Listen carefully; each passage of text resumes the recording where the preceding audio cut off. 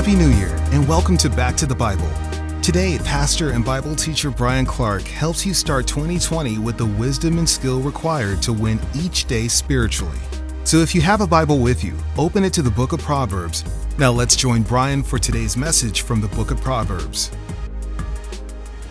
A little over 2 decades ago, I read an article by the journalist Peggy Noonan. And at the end of that article, which was about culture and values and what seemed to be changing, she said something that has stuck with me over these years. She ended the article by saying, "What you applaud, you encourage. Beware of what you celebrate." I've thought about that over the years. What do we as a culture, as a society, celebrate? It seems to me over the last several years, we as a society have come to celebrate foolishness. We applaud foolishness. We seem to be celebrating dysfunction. As a matter of fact, I can't imagine a category of people in our culture more dysfunctional than our celebrities. And what is a celebrity? By definition, it's someone we celebrate. As a matter of fact, if you become so dysfunctional, we'll put you on television. And we'll make a show about you, and we'll pay you millions of dollars. Because apparently, as a society, we're highly entertained by dysfunction. But I would suggest to you, some of us aren't that entertained by it. Because every week, our job is to pick up the pieces and the disasters and the pains and the hurts that define people's lives because of the foolishness and the dysfunction of the culture in which we live. Nobody gets up in the morning and says, "I think I'll ruin my life today."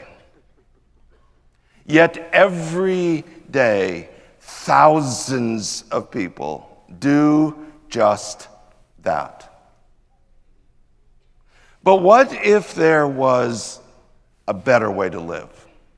What if there was a way to live life with the highest degree of skill? Think of it this way: you only get one life. There are no do-overs. Wouldn't you then want to live this one life with the highest degree of skill? And what if in living with skill, the longings, the hopes, the dreams of your soul were actually realized? Would you be interested in that? So if you have a Bible, turn with us to Proverbs chapter 1. Proverbs, on one hand, is a very simple, easy to understand book. As a matter of fact, people that read through their Bible, they get lost in Leviticus, they go in the tanker in Numbers, but they finally hit Proverbs, and it's like, finally, something makes sense. And understand that they're just pithy little sayings that are fairly easy to understand. But it's also true that there is tremendous depth and complexity to the book of Proverbs. It actually is a very difficult book to teach because of the way it's put together. Reading through Proverbs, getting the little pithy saying and saying, "I understand Proverbs," would be similar to learning the C scale on an instrument and saying, "I have mastered the instrument." There's a whole lot more to Proverbs than just that. Now, 2 things you might find helpful. One is Proverbs seems like just kind of a random collection of sayings. And to some degree, that is true. But I think there's a reason for that. I think the idea of the way it's put together is to communicate that life isn't compartmentalized, but rather all these things come together to define life. So if you have a problem with your temper, you also have a problem with lust. You also have a problem with your mouth. You also have a problem with your money. All these topics are mixed together to say one thing bleeds into another. It's all interrelated. And so Proverbs is organized that way. The second helpful thing to understand is that Proverbs moves in what I might refer to as cycles. So you go through what seems like this random discussion about a number of topics, and then it kind of cycles around and it does that again. And then it cycles around and it does that again. And each cycle adds more depth, more understanding, more discovery. And so as you cycle through the book of Proverbs, each of these different issues gains more and more depth. That's basically the way I think the book of Proverbs is organized. For our discussion, I'm just going to use some random verses out of chapter 1. Chapter 1, verse 1, the Proverbs of Solomon, the son of David, king of Israel. Solomon's not the only author, we would say he's the primary author. What is the purpose of Proverbs? Verse 2, to know wisdom and instruction. The word know is important to understand, know or knowledge in the book of Proverbs. It does not mean information that's in your head. We have a concept that's actually taken from the Greek educational system that there's such a thing as head knowledge. I may know something in my head, doesn't mean I necessarily live that way. The Hebrew educational model had no category for head knowledge. If you know it, you live it. And if you don't live it, you don't know it, which I think is the correct model. So the idea of knowledge or knowing in Proverbs carries more the idea of experience. This is something you know, and you know it to the degree you experience it. You actually live this way. So when he says to know wisdom, it means we live with wisdom. So what is wisdom? Wisdom can seem like one of those words that's so abstract, it's hard to figure out what exactly do we mean. But the term is really not that abstract. It's a Hebrew word that basically means a skill. When you read back through the Old Testament and they describe the craftsmen who were building the temple, they are described as those with great skill. It's this word, those with great wisdom. So in the book of Proverbs, wisdom is the ability to live life with great skill. Many people want to be in God's Word daily, but where do you start? And how do you keep going? Well, if that's something you struggle with, we can help with an exciting variety of free daily Bible reading plans for you. Choose from Bryan Clark's 21-day Bible reading challenge, or maybe you'd like our 6-month reading plan. We also have chronological and historical plans. They come directly to your email, only take about 10 minutes a day, and include a few questions to help you process what you've read. It's a great opportunity to move forward in faith, so get started today at backtothebible.org. That's backtothebible.org. Now let's return to Bryan in today's study from the book of Proverbs. So in the book of Proverbs, wisdom is the ability to live life with great skill, like an artist, really. The second word is to know wisdom and instruction. Instruction carries the idea of training, the idea of discipline, the idea of correction. Maybe the best imagery would be the imagery of a coach. A coach teaches, a coach disciplines, a coach trains, a coach corrects. So it's kind of a moral coach. So it's the idea of living life with skill and having this moral coach to help us do that, to discern or to sort out the sayings of understanding. In other words, to figure out what's true and what's not true. Amidst the hundreds and thousands of voices in our culture telling you how to live, how do you sort that out? Well, that's what the book of Proverbs is here to help you with. Verse 3, to receive instruction in wise behavior, in skillful living. It's defined in verse 3 with 3 words: righteousness and justice and equity. These 3 words are words that we're fairly familiar with if you were here in our study of the book of Amos. The word righteousness is the Hebrew zadik. It's used to define a righteous person. A righteous person is basically one who is willing to disadvantage himself in order to advantage the community. A righteous person understands this isn't just about me and my needs and what I can get, but rather we together have a commitment to the greater good. When righteousness is not followed, the community begins to break down. Society suffers.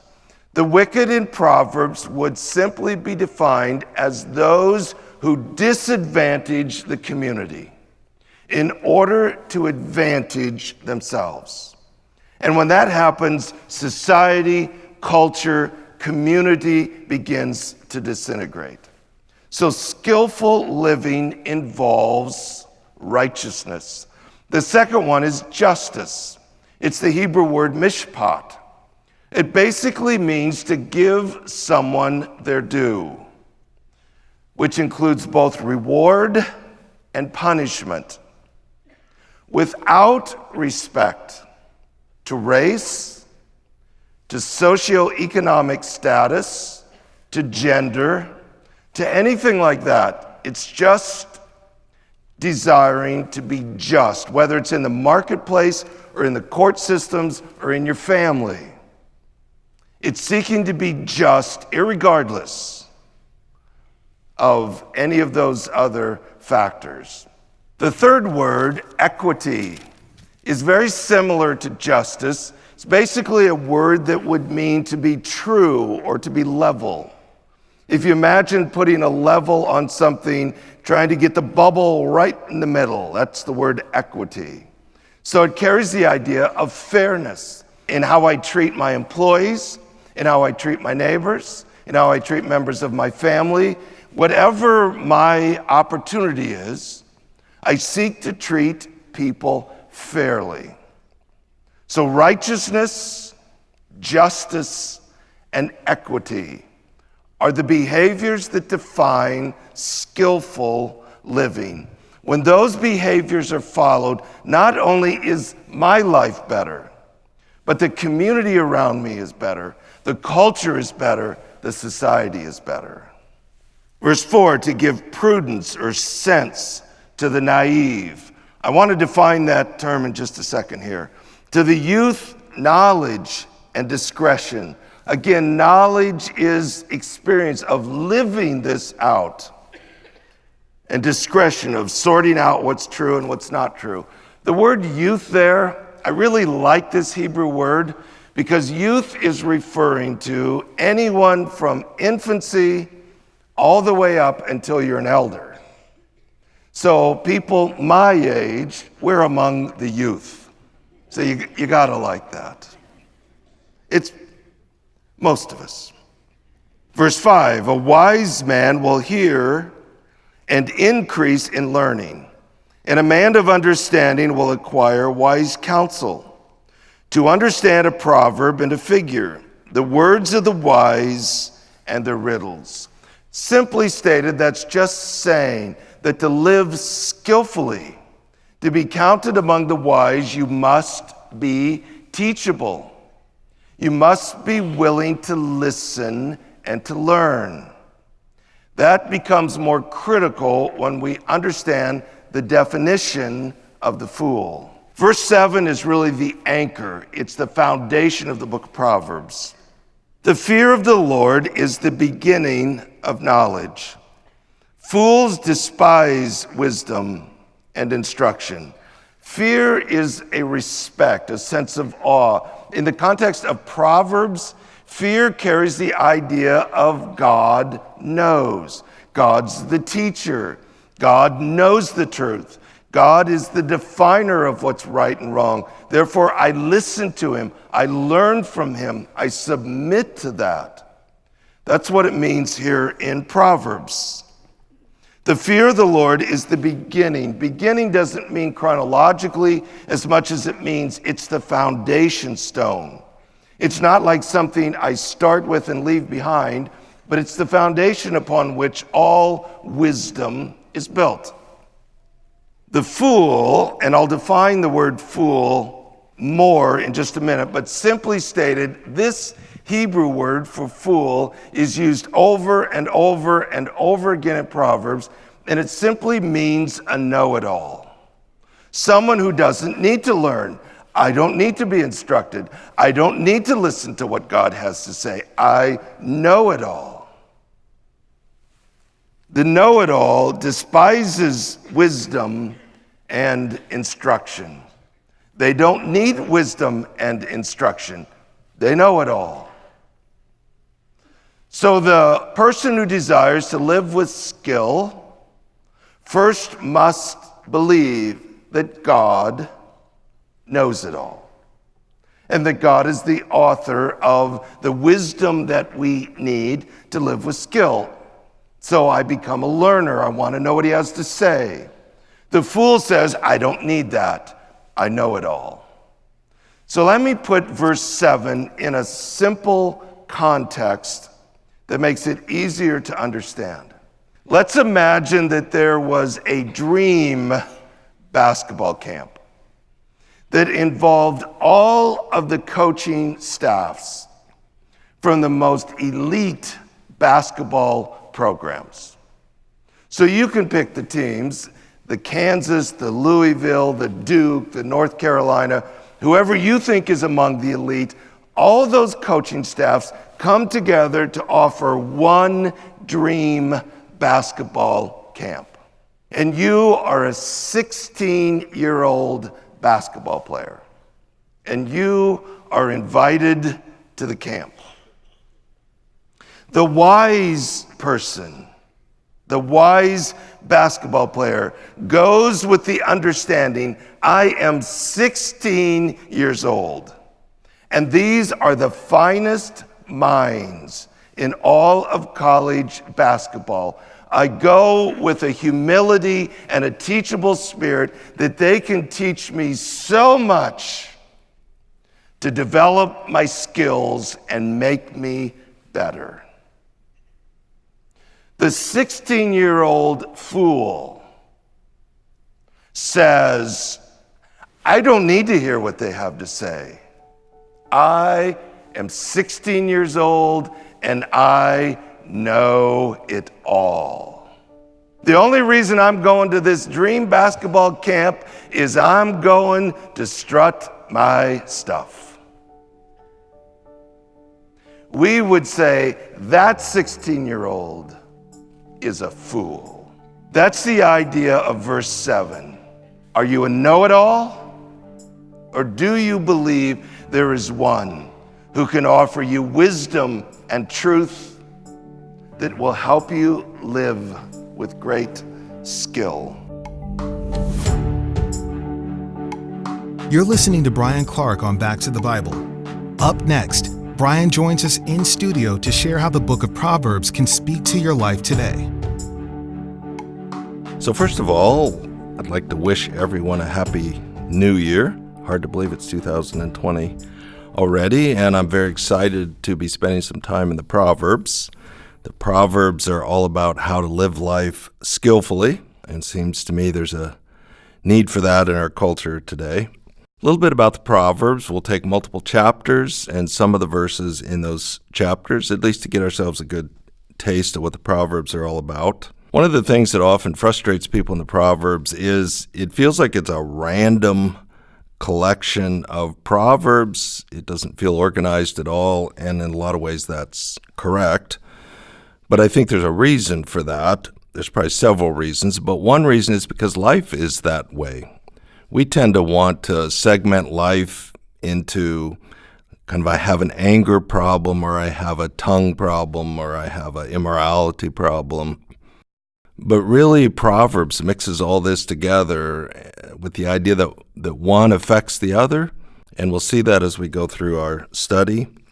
One of the ways I see it in our culture is often in our wellness programs. A lot of businesses and corporations have wellness programs, and many of them use what's called a wellness wheel. So if you think of it like a pie and the different pieces of a pie, you have a spiritual piece, you have a social piece, you have a physical piece, an intellectual piece. A lot of them have an environmental and financial piece. And it's kind of the idea that life is segmented that way. But I think biblically the problem is the spiritual is not one piece of the pie. Biblically, a correct diagram would be that the spiritual is the pie filling, and it shows up in every area of our life. So it shows up in our social, it shows up in our physical and intellectual and our financial. And that's basically the way the Proverbs is written. If I have an anger problem, it's going to show up in my morality, and it's going to show up in my tongue. And all these things are interrelated. So as we go through the Proverbs, I think we'll see that again and again. You know, the main theme of the Proverbs is if you want to find the life that your soul longs for, you have to choose to live life God's way. You know, nobody gets up in the morning and thinks, I think I'll ruin my life today. But people do that every day. And what we need is to learn to live life skillfully in order to find the life our souls long for. And that's what we're going to talk about in our study of the Proverbs. Thanks for listening to Back to the Bible. Before we go, let me remind you to check out this month's featured resource, Unbridled Faith by Kara Whitney. This book shares 100 of Kara's heartfelt devotions to help you explore the wisdom of God's Word and move forward in faith. Today, we'd like to send you a copy of Unbridled Faith as a thank you for your gift to Back to the Bible. Request your copy at 1-800-759-2425, 1-800-759-2425. Or if you prefer to give online, visit backtothebible.org, backtothebible.org. We'll be back again tomorrow with more wisdom from the book of Proverbs, so be sure to join us again for Back to the Bible.